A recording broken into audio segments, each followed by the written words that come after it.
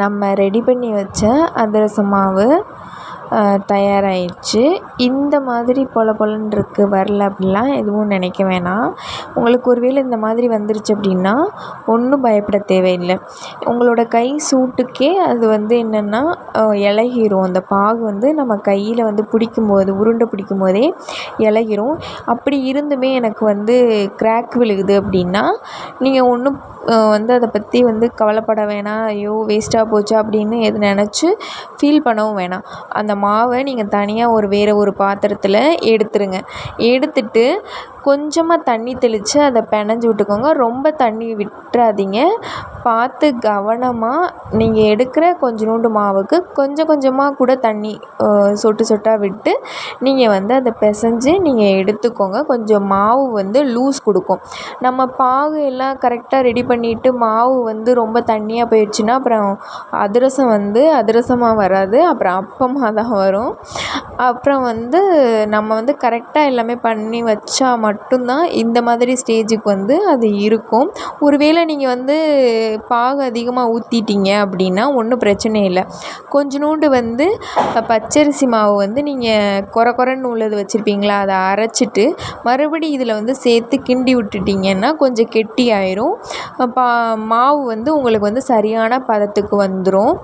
அதே மாதிரி மாவு ரொம்ப தண்ணியாக இருந்துச்சுன்னா ஒன்றுமே பண்ண முடியாது. இந்த மாதிரி கெட்டியாக இருந்துச்சு அப்படின்னா நம்ம கொஞ்சம் தண்ணி விட்டு கூட நம்ம தட்டுற பதத்துக்கு கொண்டு வந்துடலாம். அதனால் தண்ணியாக இருக்குது மாவு அப்படின்னா ஒன்றும் கவலைப்பட வேணாம். அரிசி மாவு கொஞ்சோண்டு போட்டு நீங்கள் கிண்டி விட்டுட்டிங்க அப்படின்னா அது நல்லா கெட்டியாயிரும். அப்புறம் நீங்கள் அதிரசம் தட்டலாம், நல்லா தான் வரும். நெய்யோ இல்லை எண்ணெயோ கையில் நல்லா தடவிக்கோங்க. தடவிட்டு அந்த நல்லா நெய்யை தொட்டு நீங்கள் உள்ளங்கையில் வச்சு நீங்கள் தட்டி போட்டாலும் சரி. அப்படி இல்லைன்னா நீங்கள் கவர், பால் கவர் அந்த மாதிரி நீங்கள் அதில் வச்சு நீங்கள் தட்டி போட்டுக்கிட்டாலும் சரி. தட்டும்போது ஒரு பக்கம் மேடும் பள்ளவுமாக, ஒரு பக்கம் அதிகமாகவும், ஒரு பக்கம் ரொம்ப சப்பையாகவும் அந்த மாதிரி இல்லாமல் உங்களால் முடிஞ்ச வரைக்கும் ஓரளவுக்கு எந்த அளவுக்கு சமமாக பண்ண முடியுமோ அந்தளவுக்கு நீங்கள் சமமாக பண்ணிடுங்க. இலையில வச்சு நீங்கள் தட்டுனீங்க அப்படின்னா உங்களுக்கு கொஞ்சம் சமமாக வரும். நான் நைட் டைம்ங்கிறதுனால இலை பறிக்கலை. சரி நம்ம கையிலே போட்டுடலாம் அப்படின்னு பார்த்தேன். ஆனால் அது சரி வரல.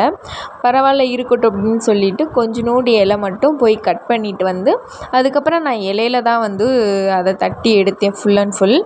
நீங்கள் இலையாக இருந்தாலும் சரி, இல்லை ஒரு கவர் எடுத்துக்கிட்டால் கூட ஓகே தான். அதே மாதிரி நான் பாவு காய்ச்சிட்டிங்கல்ல, காய்ச்சிட்டு என்ன பண்ணுறீங்கன்னா அதில் மூடி வச்சு மூடிடாதீங்க. ஏன்னா நம்ம ஹீட்டோடு தான் அந்த பாவு நம்ம ரெடி பண்ணி மாவு ரெடி பண்ணி வச்சுருக்கோம். அது வெள்ளை துணி போட்டு கட்டினா தான் அந்த உள்ளே இருக்க ஹீட்டு வெளியில் வரும்போது அந்த துணி வழியாக போயிடும். இல்லை நீங்கள் மூடி வச்சு மூடி இருந்தீங்க அப்படின்னா அந்த ஆவி வெளியில் போகாமல் அந்த தண்ணி உள்ளே ஃபார்ம் ஆகி மாவு ஒரு மாதிரி ஆயிரும். அது கெட்டு போகிறதுக்கு கூட வாய்ப்பு இருக்குது. ஒரு மாதிரி பூசணம் பிடிச்சி மேலாப்பில் இருக்கிற மாதிரி வாய்ப்பு இருக்குது. ரொம்ப நாள் அதை நம்ம வச்சுக்க முடியாது. இது கொஞ்சம் கொஞ்சமாக எப்போதுமே மாவு நீங்கள் எடுக்கிறீங்க அப்படின்னா ஒரேடியாக கைப்படாமல் கரண்டியில் நீங்கள் எடுத்து வேறு ஒரு பாத்திரத்தில் வச்சு அதுக்கப்புறம் கொஞ்சம் கொஞ்சமாக நீங்கள் செஞ்சு பாருங்கள். நம்ம அது ரொம்ப நாளைக்கு வச்சு கூட சாப்பிட்டுக்கலாம்.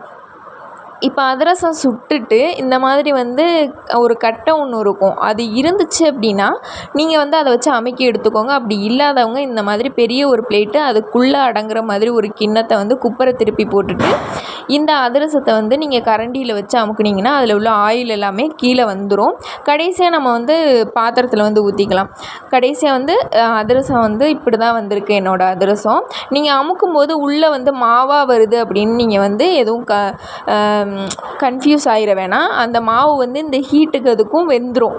நீங்கள் சுட சுட ஒவ்வொரு பாத்திரத்துக்குள்ளே நீங்கள் அடுக்கி வச்சிட்டிங்க அப்படின்னா அது அந்த ஹீட்லேயே அதிரசம் உள்ளே அது மாவாக இல்லாமல் வெந்துடும்.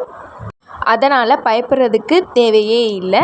ஒருவேளை வெளியில் வந்து ரொம்ப ப்ரௌனாக வந்துருச்சு, உள்ளே வந்து எனக்கு வேகலை அப்படிலாம் ஒன்றும் இல்லை. மெதுவாக வந்து கம்மியாக வந்து அடுப்பை வச்சு நீங்கள் வந்து மெதுவாக நிதானமாக வந்து நீங்கள் சுடலாம். நான் வந்து வாழை இலையில் கடைசியில் வந்து இதை சுட்டேன். ஆனால் வந்து எனக்கு வாழை இலை தான் கடைசியில் வந்து பண்ணுற மாதிரி இருந்துச்சு. கையில் வந்து பிசு பிசுன்னு ஒட்ட ஆரம்பிச்சிருச்சு. ஆயில் வந்து நிறையா வைக்கிற மாதிரி இருந்துச்சு. அதனால் நான் வந்து வாழை இலையில் இருக்கேன். உங்களுக்கு எது வந்து பெஸ்ட்டாக இருக்கோ நீங்கள் அதை பண்ணிக்கோங்க. அந்த மாதிரி ரெடி பண்ணிக்கோங்க. அதிரசம் பண்ணுறதுங்கிறது வந்து சரியான அளவுலையும் அந்த பாகு வந்து கரெக்டாக நம்ம ரெடி பண்ணிட்டோம் அப்படின்னா கண்டிப்பாக வந்து நம்ம நல்ல அதிரசம் ரெடி பண்ணிடலாம். நீங்கள் அதிரசம் போடும்போது இந்த மாதிரி புஃப்னு வந்துருச்சுனாலே நீங்கள் வந்து ஜெயிச்சிட்டிங்க தான்.